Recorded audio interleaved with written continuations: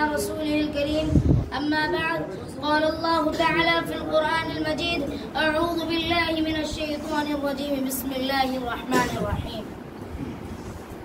ऐसा लग रहा है ये मजमुआ देखकर, उधर दिल्ली में 9 डिग्री में कांपती हुई खवातीन को देखकर ये लग रहा है ये खवातीन हिंदुस्तान को आजाद करेंगी। कोई एनआरसी, सीए, एनपीआर हमारे मुल्क को नहीं तोड़ सकता। अरे वो अमित शाह, उसको तो एनआरसी भी बराबर बोलने नहीं आती। वो उसकी एनआरसी में क्या कुव्वत जो हमारे हिंदुस्तान को तोड़े। और प्रधानमंत्री नरेंद्र मोदी जी, जिनको पता नहीं सीढ़ियों का, वो हिसाब पूछ रहे पीढ़ियों का। इतना आसान नहीं है मोदी जी इस देश को तोड़ना। 1400 साल से मुसलमान इस सरजमीन पर माथा टेकते आए हैं। ये वो मुल्क है जहाँ रानी लक्ष्मी बाई का अंतिम संस्कार एक मुसलमान भाई ने किया था। प्रधानमंत्री, ये वो मुल्क है जहाँ भगत सिंह का साथ एक मुस्लिम वकील ने दिया था। अमित शाह, ये वो हिंदुस्तान है जहाँ छत्रपति शिवाजी महाराज, उनका साथ मुसलमानों ने दिया था। तुम इस देश को नहीं तोड़ सकते, तुम अपनी जहालत से नहीं तोड़ सकते। तुम अपनी जहालत से लड़ो, हम अपनी तालीम से लड़ेंगे। तुम अपनी बंदूक उठाओ, हम अपनी आवाज उठाएंगे। तुम अपनी लाठी उठाओ, हम अपना कलम उठाएंगे। तुम नफरतों की आग भड़काओ, हम मोहब्बतों का सैलाब बिछा देंगे। तुम दिल्ली में आतंकवादी सजा दो, हम खुद फौजी बन जाएंगे। हम बचपन से एक अहद पढ़ते आए हैं, हमारे हाथ में कलम भी नहीं दी जाती। सबसे पहले एक अहद पढ़ी जाती है कि भारत मेरा मुल्क है और सब भारतीय मेरे भाई और बहनें हैं। प्रधानमंत्री, आप किस स्कूल में पढ़े हो, भारत के या अमेरिका के या जापान के? कभी अहद लिए थे, कभी हाथ में कलम पकड़े थे या खंजर पकड़े थे?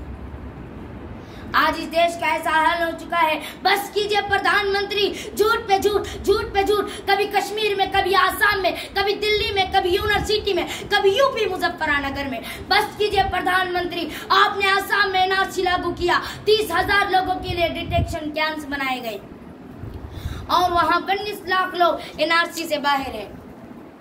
उनका क्या होगा ये बयान करने के बजाय आपने फौरन सीएए बिल को पास किया। सीएए कानून बन चुका है, सिटीजनशिप अमेंडमेंट एक्ट हो चुका है, जिसमें ये साफ साफ लिखा गया है कि मुस्लिम को नागरिकता नहीं मिलेगी। अगर वो डॉक्यूमेंट नहीं बना पाए तो मतलब ये पूरी साजिश में है कि यहाँ हिंदुस्तान में हिंदू मुस्लिम दंगे फसादात हो। अब जब हिंदुस्तान में 10 राज्य ने एनआरसी और सीएए रद्द कर चुके हैं, अल्हम्दुलिल्लाह महाराष्ट्र में नहीं है, तो ये एनपीआर को ला रहे हैं जो कि एनआरसी की ही चाबी है। होशियार रहिए, जिसमें यह पूछा जाएगा कि आपके वालिदैन कहाँ पैदा हुए और कब पैदा हुए। जनता बाशऊर है मोदी जी, समझ में आ चुका है इस मुल्क में 2 करोड़ यतीम बच्चे वो कचरा चुनने के बजाय अपने माँ बाप के दस्तावेज ढूंढते घूमे, वो रोटी मांगने के बजाय अपने माँ बाप के दस्तावेज ढूंढते घूमे। माफ करना प्रधानमंत्री जी, हमने गरीबी मिटाने की बात की थी, गरीबों को मिटाने की नहीं।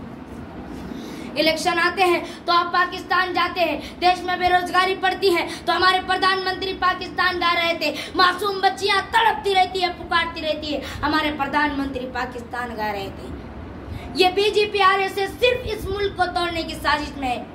मैं खाने काबा की कसम खाकर कहता हूँ, ये आज भी नाकामयाब है, कल भी नाकामयाब है और आइंदा भी इंशाल्लाह नाकामयाब रहेंगे।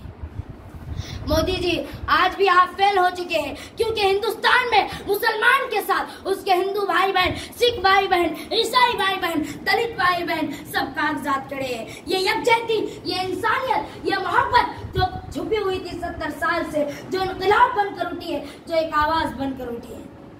अमित शाह, लहरों को शांत देकर ये मत समझना कि समंदर में रवानी नहीं है। हम जब भी उठेंगे तूफान बनकर उठेंगे, हमने अभी ठानी नहीं है। वाखिर दावाना अल्हम्दुलिल्लाहि रब्बिल आलमीन।